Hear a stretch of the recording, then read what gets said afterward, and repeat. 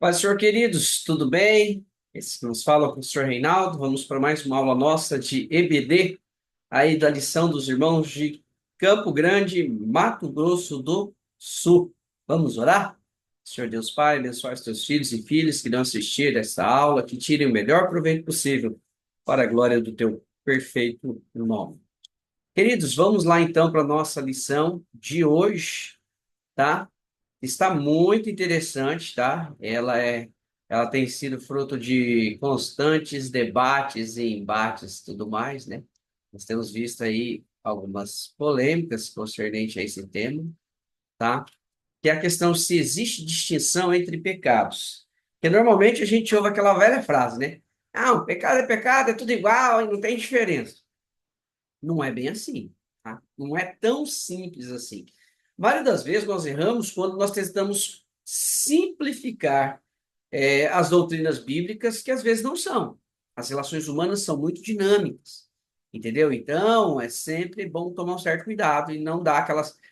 Tem umas respostas que alguns pregadores dão, que viram a máxima, né? Nunca acontece isso, nunca acontece aquilo, nunca acontece aquilo outro. E não é bem assim. A gente até canta o louvor, né? Deus não rejeita a oração. E rejeita. Professor, o senhor está doido? Não, só para dar um exemplo. Quando a gente vai criando algumas máximas, nós temos o risco de tropeçar. Que é máxima? Nunca isso, nunca aquilo outro. A relação humana e a relação humana e divina, ou seja, do ser humano e Deus, é muito intensa. Olha o que diz aqui, ó. Primeira, Isaías 1:15, ó. Pelo que quando estender as vossas mãos, escondo de vós os meus olhos. Sim, quando multiplicar as vossas orações, eu não a ouço. Isaías 1:15, Deus disse que não houve oração do povo de Israel no contexto que tinha aqui, porque eles estavam em pecado e tudo mais, usando sacrifício como base de troca. Ainda aqui, ó, Jeremias intercede 3 vezes pelo povo em Jeremias capítulo 14.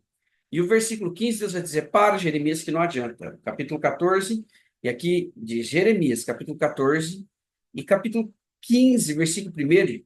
No capítulo 14, Jeremias intercede 3 vezes pelo povo. No capítulo 15, versículo 1, Deus diz, para que não adianta. Capítulo 15, versículo 1, Deus diz assim, ó. Então o Senhor me disse, ainda que Moisés e Samuel se pusessem diante de mim, não seria a minha alma com este povo, lançá-los de diante da minha face, lançá-los de diante da minha face e saiam. Então, o que Deus está dizendo para Jeremias? Não adianta orar. Ou seja, você só vai perder tempo. Então, sempre quando nós queremos uma máxima, a gente tem que tomar cuidado. O que é máxima? Uma frase absoluta. Nunca isso, nunca aquilo. A gente tem que tomar cuidado. Por exemplo, outra fala. A gente vai lá em Lucas 16, versículo 19 ao 31 ali, que fala do rico ali no finalzinho de Lucas 16, o rico pede para voltar para falar aqui com seus parentes. Aí a gente fala assim: nunca ninguém voltou. Voltou. Como, professor? Moisés no Monte da Transfiguração. Acho que está lá em Mateus 17. Depois você confere lá, acho que é Mateus 17. É só olhar aqui. Então, voltou. Só que voltou com propósito divino, com autorização divina, com um propósito. Não é qualquer coisa, não. Entendeu? Uma coisa espetacular para representar a lei. Está representando a lei ali. Então, assim, não é algo comum. Não volta porque quer, não. Não foi porque ele quis, não. É porque tinha um propósito extraordinário. Mateus 17 ali vai falar que Moisés voltou e Moisés já tinha morrido. Você pega lá em Deuteronômio 34, depois você confere lá, vai falar da morte de Moisés, entendeu? Então quer dizer o quê? Moisés havia morrido e ele voltou. Então se ele falar nunca, nunca, tem algumas coisas que o nunca não é tão nunca assim, tá? Então a gente tem que tomar esse cuidado. Deuteronômio 34, a morte de Moisés. Então assim, não é que volta por qualquer coisa, que a pessoa pode consultar um guia. Não, não, não. Não é um guia que consultou. Moisés voltou por um propósito específico, autorização de Deus, tinha uma propósito específico de representar a lei e tudo mais. E foi Deus quem determinou, não foi um curioso que foi lá mandar chamar o morto, ou o morto decidiu vir voltar. Então, bem diferente da consulta de necromancia e guia. Mas voltou. Então, a gente tem que tomar esse cuidado com algumas frases. Não, o pecado é tudo igual. Não parece ser, a gente vai refletir aqui se a Bíblia trata o pecado tudo igual. Olha o texto áudio. As palavras do texto áudio são palavras do Senhor Jesus. Quando ele estava diante ali de Pilatos, sendo julgado, respondeu Jesus: ó, nenhum poder terias contra mim se de cima não te fosse dado, mas aquele que me entregou a ti, maior pecado tem. Jesus quem falou. O Senhor Jesus falou que quem me entregou para você, Pilatos, o pecado dele é maior. Peraí. Se o pecado dele é maior, porque tem pecado menor. Automaticamente, se a gente interpretar aqui, a gente vai entender que o Senhor Jesus disse: olha, Pilatos, o seu pecado, você vai cometer um pecado, mas quem me entregou para você, o pecado da pessoa é maior que o seu. Então, o seu pecado é menor que o dele. Porque quem me entregou para a ti, Pilatos, era meu discípulo, andou comigo, viveu comigo, teve comunhão comigo e sabe que eu sou inocente. Então, o pecado dele é maior porque ele tem mais conhecimento do erro. Ele tem mais conhecimento do erro e da injustiça que vai ser cometida com a minha condenação. O seu pecado, Pilatos, vai ser grande, que você vai cometer uma injustiça. Mas você não me conhece. Você não me conhece. Jesus está dizendo isso, você não me conhece. Você vai pecar e vai cometer uma injustiça. Bacana. Mas aquele que me entregou para você, o pecado dele é maior ainda. Porque a injustiça que ele cometeu é maior ainda, porque ele sabe que eu sou inocente. Você não sabe, você vai julgar de acordo com o que você vai ouvir aqui do pessoal. Estão me acusando falsamente. Você vai tomar uma decisão a partir disso. Vai ser uma injustiça? Sim. Vai ser um pecado? Sim. Mas quem me entregou para você, o pecado dele é maior que o seu. O seu é grande, mas o dele é maior ainda. Ele comeu comigo, viveu comigo, foi meu discípulo. Então, é Jesus quem diz, não sou eu. Não sou eu que estou dizendo. Não é uma conclusão do professor Reinaldo. Não, não. O Senhor Jesus está falando para Pilatos. Quem me entregou para você, maior pecado tem. Se tem maior, porque tem menor. Houve uma gradação, houve uma proporção aqui. Vamos lá. Na própria leitura bíblica em classe também, Deus vai falar assim, Deus vai pegar o Ezequiel que estava no cativeiro, isso está sendo tratado também num dos subtópicos da nossa lição. Ele vai pegar o Ezequiel que estava no cativeiro e vai levá-lo até Jerusalém e começar a revelar para ele ali os pecados que havia no templo. E ele leva para um determinado lugar, mostra a idolatria e fala assim: ó, você vai ver abominações maiores. Peraí, se tem abominação maior, tem abominação menor. Então, há distinção. Aí, novamente, Deus leva para outro canto e fala assim: você vai ver abominações maiores. Então, se tem abominação maior, tem abominação menor. Eu não tirei isso da minha cabeça. Porque a frase é muito linda, ó, não existe diferença de pecado. Pecado, pecado, tudo é pecado. Será? A Bíblia não trata tudo igual. A Bíblia não trata tudo igual. Vou te dar um exemplo. Davi pecou? Demais. Davi pecou demais. A questão de Davi e Batseba, queridos, aquilo foi um pecado para mim grave. Ele cometeu adultério, que era digno de morte. Ele cometeu um homicídio, ele foi autor do fato. Como foi autor do fato, sendo que não foi a espada dele que matou Urias ou a flecha dele que matou Urias?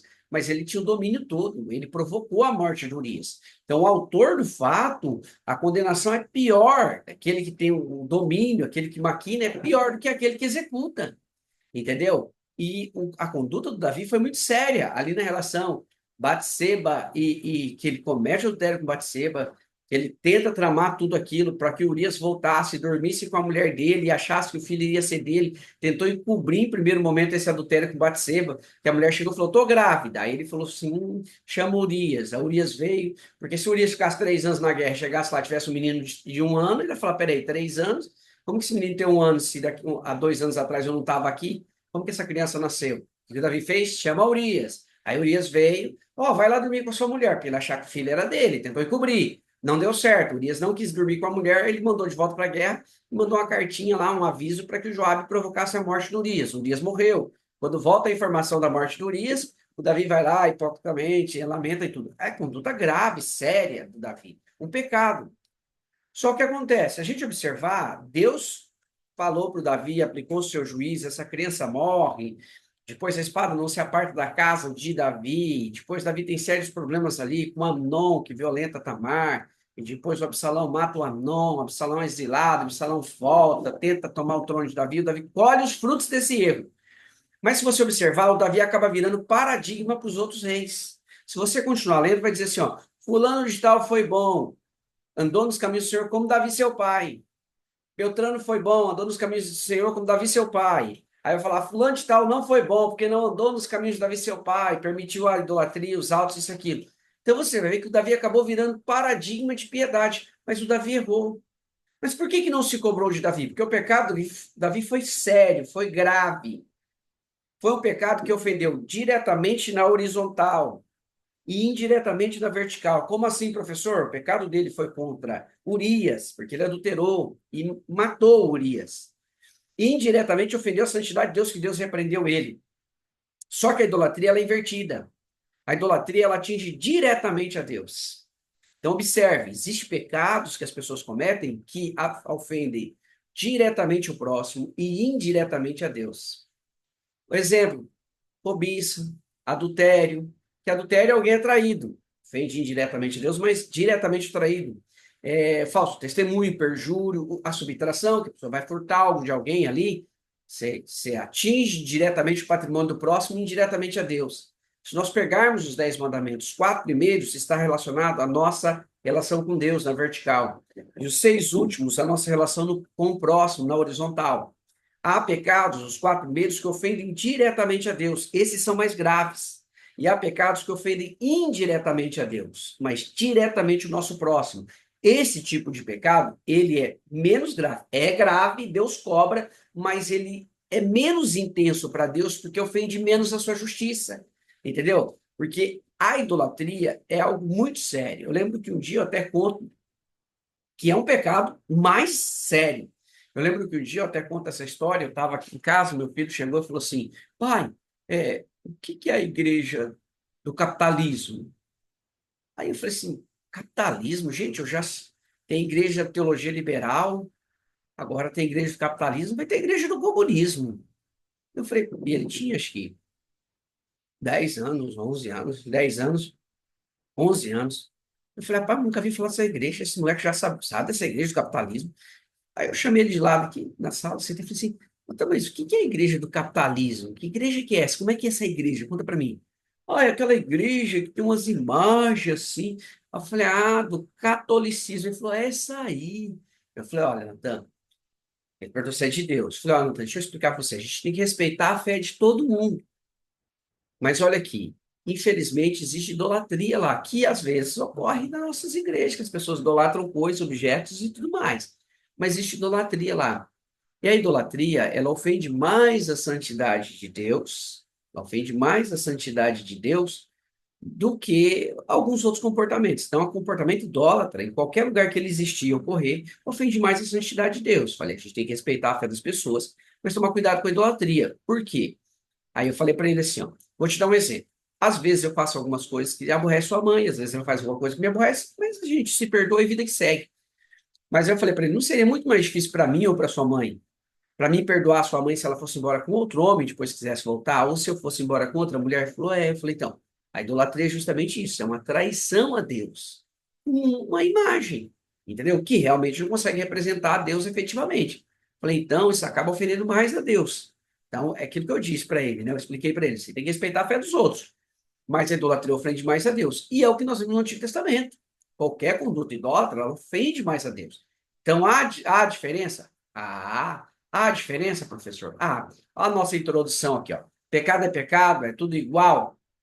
Mas seria mesmo assim? Seria justo tratar todos do mesmo modo? Primeira indagação é essa. Se a gente pôr tudo no mesmo, como diz o povo, tudo no mesmo balaio, tudo no mesmo balaio, se a gente pôr tudo no mesmo balaio, tudo junto, isso é injustiça. É a maior de todas as injustiças. Vamos lá. Suponhamos que tratemos Hitler assim como qualquer outro pecador. Queridos, o que Hitler fez é gravíssimo. Deus o vai julgar, eu não sei os últimos momentos dele. Mas se ele não se arrependeu, não se tratou com Deus, a conduta do Hitler é gravíssima.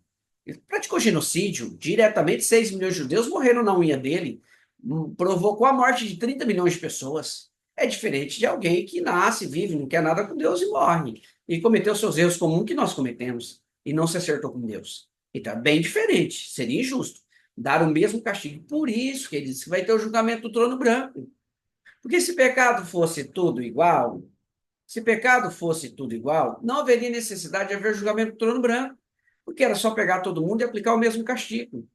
Essa é a questão. E aqui já destrói a tese das adventistas, sétimo dia, testemunho de Jeová, que fala do aniquilismo. Eles dizem que vai ser aniquilado o ímpio. É injusto também, porque você vai dar a mesma sentença para todo mundo. Um ímpio que, igual Hitler e um ímpio que cometeu coisas menores, você vai dar o mesmo sofrimento, padecimento para eles? Ser aniquilado? Não. É mais injusto aniquilar todos.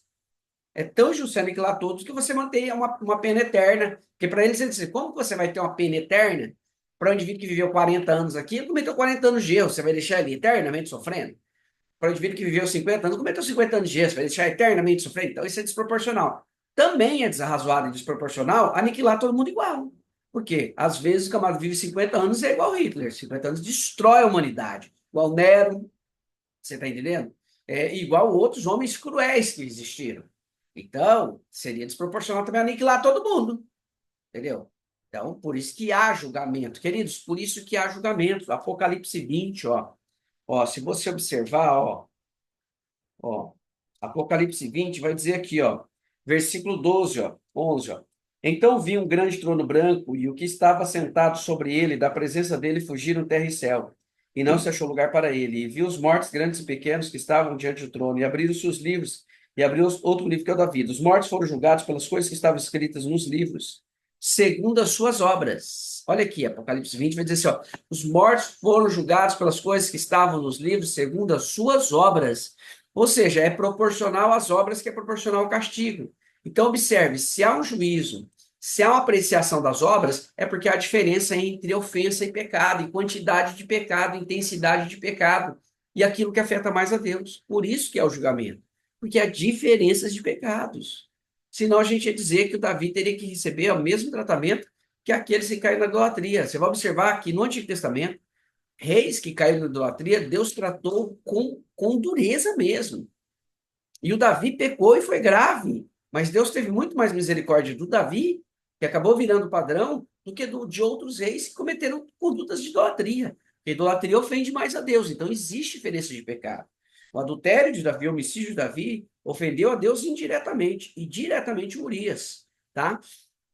Agora, a idolatria ofendia diretamente a Deus. Ó, pessoas que são surpreendidas, a Bíblia fala em Gálatas 6:1, Paulo fala assim, ó, tende misericórdia daqueles, se algum irmão for surpreendido em alguma ofensa, tratar ele com misericórdia. Ser surpreendido é alguém que tropeça sem dolo, ele não tem intenção de pecar, ele deu aquela escorregada. Paulo diz, tem misericórdia com ele. Só que o escritor aos Hebreus, ele vai dizer assim, ó, que aquele que peca deliberadamente, ou seja, ele peca querendo pecar, entenda e pensar de pecar e não se arrepende, só resta para ele o juízo. Então, observe que há uma diferença entre a intenção de pecado, então há uma diferença de castigo, e há uma diferença de tratamento de Deus, e há uma diferença de pecado. Aquele irmão que pecou por inocência, no Antigo Testamento tinha chamado sacrifício por pecado por ignorância. A pessoa não se atentou e acabou pecando e nem lembrou que pecou por uma falha, alguma coisa. Então, observe bem, que é diferente daquele que peca deliberadamente. Tanto é que no Antigo Testamento não havia sacrifício para pecado deliberado. Para pecado por ignorância, que a pessoa não se atentou e pecou, tudo bem. Mas pecado deliberado, obstinado, não tinha. Não tinha sacrifício. Você não tinha como oferecer sacrifício um pecado deliberado. E aqui está em Hebreus, ó. Tem peca deliberadamente. Ou seja, há diferença entre alguém que peca de forma inocente. Paulo diz, ó, ele foi surpreendido em alguma fraqueza, deu uma tropeçada. O que eu fiz? Tropeçou. Agora, aquele que peca deliberadamente, com a intenção de pecar, queridos, seria assim, comparando a questão do crime, a culpa é do dolo. A pessoa está dirigindo um carro em excesso de velocidade. Passa uma criança na frente, ele mata a criança. Homicídio culposo na direção de veículo automotor, tá? Acho que é o artigo 302 do CTB, Código de Trânsito Brasileiro, tá? A 9507, ali, 96. O que acontece? A pena dele é muito menor. Por quê? Porque ele não tinha intenção de matar a criança. Ele só não agiu com o quê? Com o cuidado. Ele foi imprudente por excesso de velocidade. Ele não agiu com o cuidado do homem médio.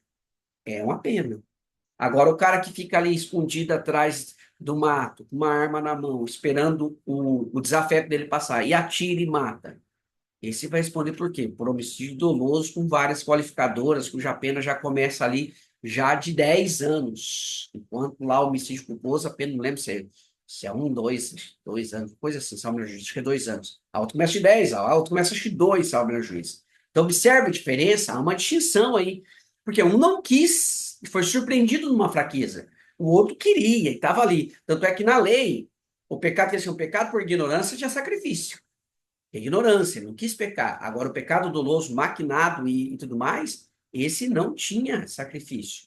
E é aqui que Paulo fala. Ó. Paulo fala em Gálatas: se alguém for surpreendido, dá um tratamento. Mas aquele que peca obstinadamente em Hebreus, diz: esse aí só resta o inferno para ele. Tá? Tratar todos os pecados como iguais, ó, o item 1 nosso aqui, tópico 1, subtópico 1, ó.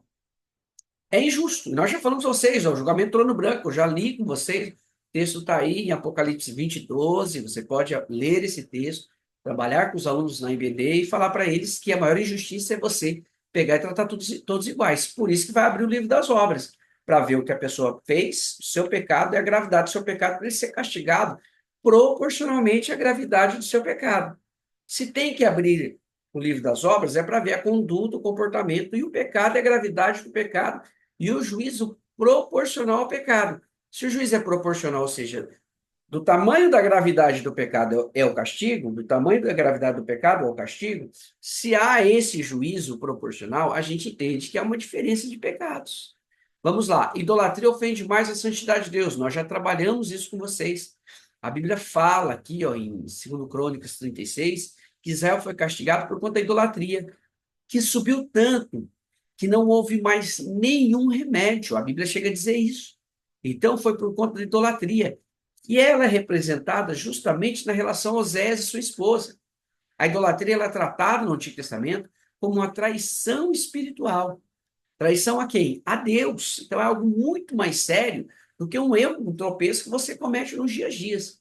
Então existe diferença de pecado? Sim. A idolatria no Antigo Testamento, se a gente fosse colocar, é o ápice dos pecados. Ela ofende a santidade de Deus. A idolatria, a blasfêmia, está tudo no mesmo patamar ali de rebelião contra Deus, de traição contra Deus, entendeu? De afronta à divindade de Deus. Então, são pecados gravíssimos no Antigo Testamento, que Deus não tolerava, e ele castigava direto.